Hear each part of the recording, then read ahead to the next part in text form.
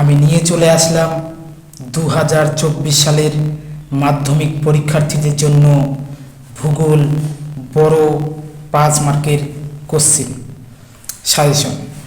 তোমরা যদি এই প্রশ্নগুলোকে ভালোভাবে ফলো করো, আমি আশা রাখছি তোমরা মাধ্যমিক পরীক্ষায় খালি হাতে ফিরে আসবে না, তোমরা সফল হবেই হবে। তোমরা জানো যে মাধ্যমিকে ভূগোল বড় কোশ্চেন মোট 4টি লিখতে হয়। প্রাকৃতিক ভূগোল থেকে 2টি এবং আঞ্চলিক ভূগোল থেকে 2টি।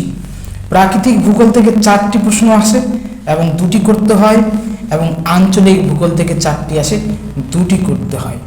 তো তোমরা দেখে নাও যে আমি কি কি প্রশ্ন তোমাদের জন্য সিলেক্ট করেছি।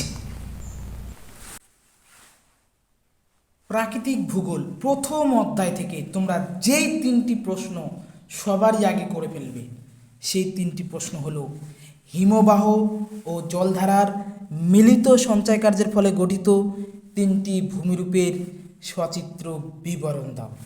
আবারও বলছি, হিমবাহ ও জলধারার মিলিত সঞ্চয় কার্যের ফলে গঠিত 3টি ভূমিরূপের সচিত্র বিবরণ দাও। এবারের জন্য এটি খুবই গুরুত্বপূর্ণ। দ্বিতীয়টি হলো হিমবাহের ক্ষয়কার্যের ফলে সৃষ্ট 3টি ভূমিরূপের চিত্রসহ বিবরণ দাও। এটিও এবারের জন্য গুরুত্বপূর্ণ। 3 নম্বর প্রশ্ন হলো শুষ্ক অঞ্চলে বায়ু ও জলধারার মিলিত কার্যের ফলে সৃষ্ট 3টি ভূমিরূপের চিত্রসহ বিবরণ দাও। এই যে 3টি প্রশ্ন বললাম, আমি আশা রাখছি এই 3টি প্রশ্নের মধ্যেই একটি প্রশ্ন তোমরা কমন পাবেই। পরবর্তী তোমাদের আরও একটি প্রশ্ন করতে হবে প্রাকৃতিক ভূগোল থেকে। তার জন্য আমি বলবো যে তোমরা 3য় অধ্যায় অর্থাৎ বায়ুমণ্ডল থেকে করো, তাহলে অল্প পরেই কিন্তু প্রশ্ন কমন পাওয়া যাবে। 3য় অধ্যায় বায়ুমণ্ডল থেকে আমি যেই প্রশ্নগুলি সিলেক্ট করেছি সেটি হলো জোয়ার ভাটার সৃষ্টির কারণ আলোচনা করো।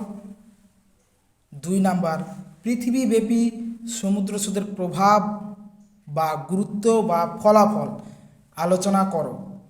3 নাম্বার প্রশ্ন জোয়ার ভাটা পৃথিবীব্যাপী জোয়ার ভাটার প্রভাব আলোচনা করো, অথবা জোয়ার ভাটার সুফল কুফল, জোয়ার ভাটার ইতিবাচক নেতিবাচক, জোয়ার ভাটার গুরুত্ব যাই আসুক না কেন একটাই এটা উত্তর হবে।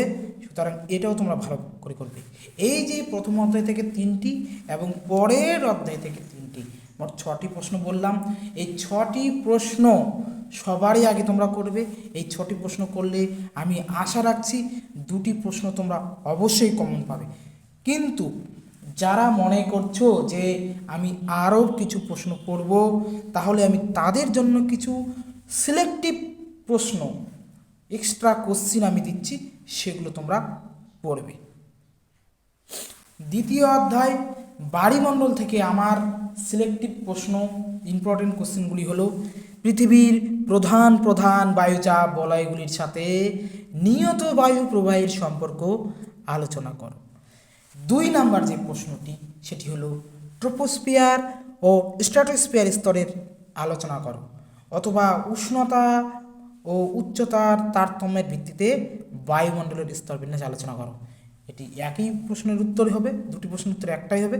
3 নাম্বার আমার কাছে গুরুত্বপূর্ণ, সেটি হলো ভূমধ্যসাগরীয় জলবায়ু অঞ্চলের প্রধান বৈশিষ্ট্যগুলি আলোচনা করো। এই যে প্রশ্নগুলি, এই প্রশ্নগুলি তোমরা ভালো করে করো, এবং তার সঙ্গে যারা একটু পড়াশোনা করতে সময় বেশি পাও, যারা পড়তে ভালোবাসো বেশি, তাদের জন্য আমি বলবো আরও কিছু এক্সট্রা কোশ্চেন তোমরা প্রাকৃতিক ভূগোল থেকে দেখে যেতে পারো। সেগুলি হলো সুন্দরবনের উপর জলবায়ু পরিবর্তনের প্রভাব আলোচনা করো, হিমবাহের সঞ্চয় কার্যের ফলে গঠিত ভূমিরূপের পরিচয় দাও, এছাড়া আর একটি বিশ্ব উষ্ণায়নের প্রভাব আলোচনা করো। এই প্রশ্নগুলি তোমরা প্রাকৃতিক ভূগোল থেকে দেখে যাবে, অবশ্যই সফল হবেই। তারপরে 2য় পার্ট, যেখান থেকে তোমাদের কোশ্চিন আসবে আঞ্চলিক ভূগোল ভারত থেকে, এখান থেকে 4টি আসবে, 2টি করতে হবে। আমার দৃঢ় বিশ্বাস যে আমি যে প্রথমে 7টি প্রশ্ন দেব তার মধ্যে অন্তত 2টি তোমরা কমন পাবেই। এছাড়া আমি কিছু এক্সট্রা দেব, যারা একটু বেশি পড়তে চাও তারা সেই এক্সট্রাগুলি দেখবে। যারা একটু কমজোরি স্টুডেন্ট আমি বলবো যে তাদের অত চাপ নেওয়ার কোনো দরকার নেই, তোমরা 7টি প্রশ্ন করে গেলেই হবে। প্রথম যেই প্রশ্ন, যেটি একদম দাড়ি কমা ফুলস্টপ সহ পুরোপুরি একদম কপি করে নেবে, মুখস্থ করে নেবে, যেটা আসবেই, সেটা হলো ভারতের কপি চাষের অনুকূল পরিবেশ আলোচনা করো। কপি চাষ কিংবা চা চাষ কিংবা ইক্ষু এবং তার সঙ্গে মিলেট চাষের অনুকূল পরিবেশ, এই প্রশ্নগুলো করে গেলে তোমরা একটা প্রশ্ন অবশ্যই কমন পাবে। 2 নম্বর যেটি হলো পূর্ব ও মধ্য ভারতে লৌহ ইস্পাত শিল্পের কেন্দ্রীয় ভবনের বা উন্নতির দিয়ে দিতে পারে, কারণগুলি আলোচনা করো। 3 নাম্বার আরেকটি গুরুত্বপূর্ণ এবারের জন্য, সেটি হলো ভারতে নগর বা শহর গড়ে ওঠার প্রধান কারণগুলি লেখো। 4 নাম্বার প্রশ্ন, ভারতের নগরায়নের প্রধান সমস্যাগুলি লেখো। 5 নাম্বার প্রশ্ন যেটি তোমরা দেখে রাখবে সেটি হলো ভারতের যে কোনো 2টি মৃত্তিকার পরিচয় দাও, কিংবা বলে দিতে পারে নির্দিষ্ট করে কৃষ্ণ মৃত্তিকা বা পলি মৃত্তিকার পরিচয় দাও। 6 নাম্বার যেই প্রশ্নটি তোমরা করবে সেটি হলো পশ্চিম ভারতে কার্পাস বয়ন শিল্পের একদেশী ভবনের বা উন্নতির কারণ দিয়ে দিতে পারে, অথবা ঘুরিয়ে দিতে পারে যে পশ্চিম ভারত না দিয়ে গুজরাট বা মুম্বাইয়ে কার্পাস বয়ন শিল্প বা বস্ত্রশিল্পের উন্নতির কারণগুলি লেখো। 7 নম্বর যেই কোশ্চেনটি তোমরা করবে সেটি হলো ভারতের যে কোনো 2টি স্বাভাবিক উদ্ভিদের পরিচয় দাও। এই 7টি প্রশ্ন করে গেলেই আমি আশাবাদী যে 2টি প্রশ্ন তো কমন পাবেই, কিন্তু যাদের মনে হচ্ছে যে আমরা আরও কিছু প্রশ্ন করব তাদের জন্য এক্সট্রা কোশ্চেনগুলি আবার তোমরা দেখে নাও। এক্সট্রা কোশ্চেন সেটি হলো প্রথম কোশ্চেন, ভারতের পশ্চিম হিমালয়ের ভূপ্রকৃতির সংক্ষিপ্ত পরিচয় দাও, বা ঘুরিয়ে দিতে পারে যে প্রস্থ বরাবর হিমালয়ের শ্রেণীবিভাগ আলোচনা করো। 2 নম্বর প্রশ্ন, ভারতের জলবায়ু নিয়ন্ত্রণের 5টি কারণ ব্যাখ্যা করো।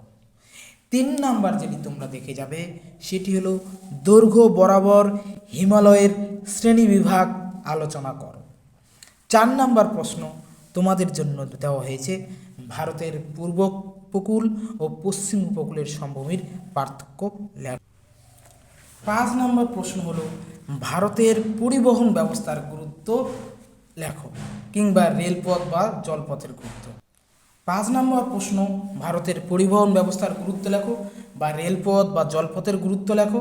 6 নম্বর প্রশ্ন, ভারতের ইঞ্জিনিয়ারিং শিল্প গড়ে ওঠার কারণগুলি আলোচনা করো। 7 নম্বর, ভারতের তথ্য প্রযুক্তি শিল্প গড়ে ওঠার প্রধান কারণগুলি আলোচনা করো। এই প্রশ্নগুলি তোমরা দেখে রাখবে।